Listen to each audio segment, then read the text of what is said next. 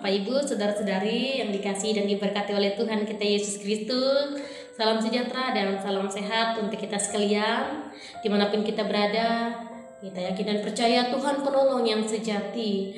Tuhan akan menyertai dan memberkati setiap kehidupan, dimanapun keberadaan kita sekalian.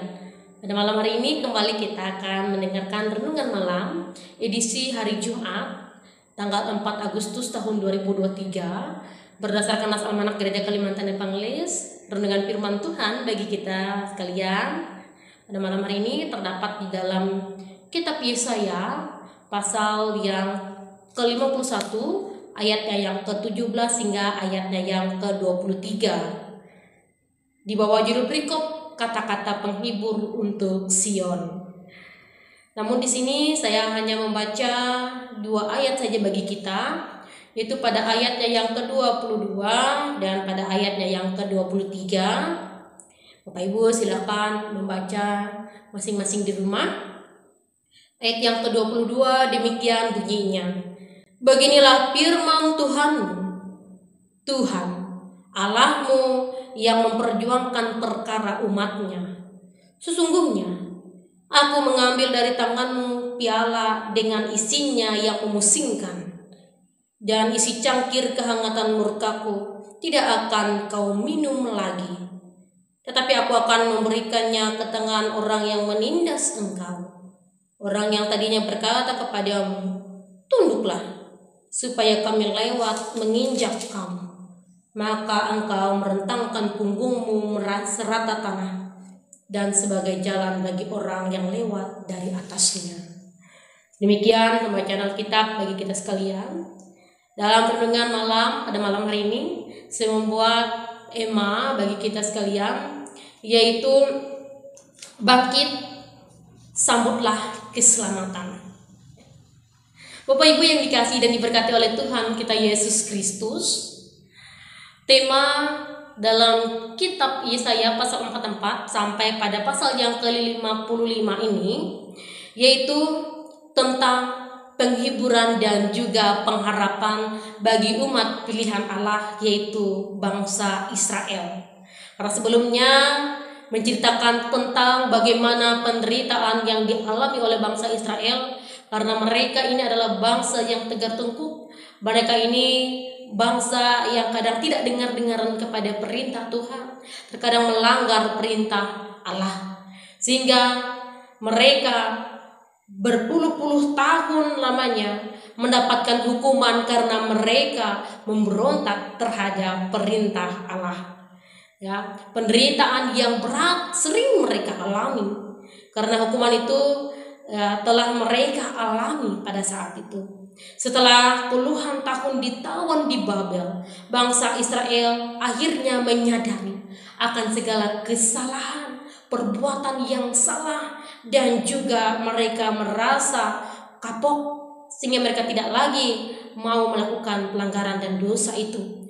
Ya, oleh karena itu kini tiba saatnya mereka harus bangkit kembali untuk menyongsong masa depan yang cerah bersama-sama dengan Tuhan Sang Penolong mereka yang setia dan yang sejati. Ya, Bapak Ibu yang dikasihi dan diberkati oleh Tuhan kita Yesus Kristus, sesuai dengan tema dalam kitab Yesaya pasal 40 sampai pada pasal yang ke-55, yaitu berbicara tentang penghiburan dan juga pengharapan, yaitu bahwa bangsa Israel ini mendapatkan penghiburan yang berasal daripada Allah karena mereka dirundung dengan kesedihan, karena mereka sering mendapatkan yang namanya ujian dan juga tantangan dalam hidup ini.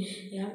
Kemudian mereka di sini dihukum karena hukuman mereka akan segera berakhir, dan yang mendapatkan hukuman itu adalah musuh mereka sendiri yang akan mendapatkan cawan murka Allah atas umatnya. Karena mereka semua hukuman yang bangsa Israel terima akan diterima oleh musuh mereka yang telah menindas mereka selama ini. Seperti yang kita lihat bahwa musuh mereka ini sering menyuruh mereka tunduk dan supaya mereka lewat menginjak dan badan mereka rata dengan tanah mereka diinjak. Betapapun penderitaan dan juga harga diri mereka sangatlah tidak terhormat lagi bagi para musuh-musuhnya pada saat itu, ya.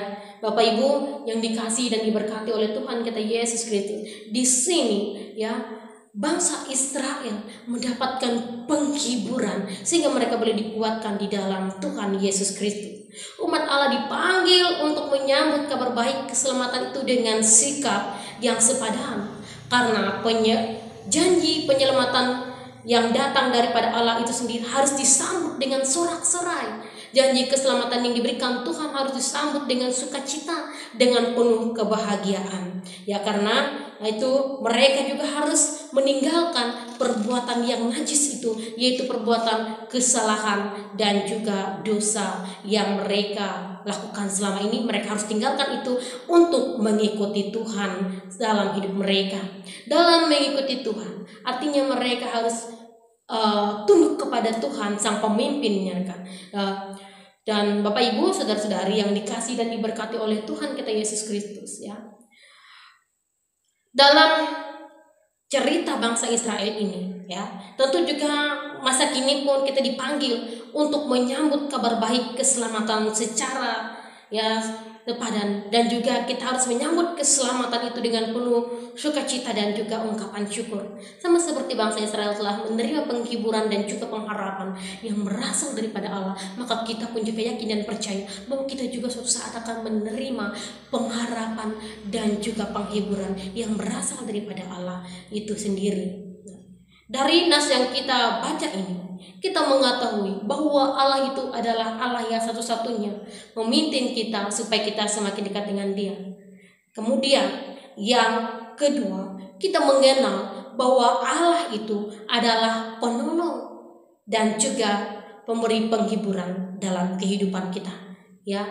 Meskipun kita sering mengalami yang namanya ujian dan tantangan, tetapi kasih dan setia Tuhan tidak akan pernah meninggalkan kita.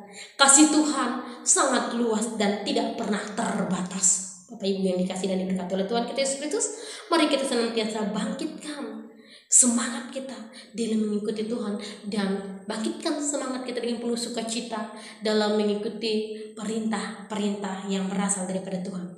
Bersyukurlah ketika kita sering menghadapi kesulitan, karena kita akan semakin mengenal Tuhan lebih dalam lagi. Sekarang ambillah keputusan, apakah kita mau menangis karena penderian kita, karena pilihan kita, tetapi apakah kita mau terpuruk dengan pilihan kita yang salah, ataukah kita mau mendengarkan Tuhan, ya.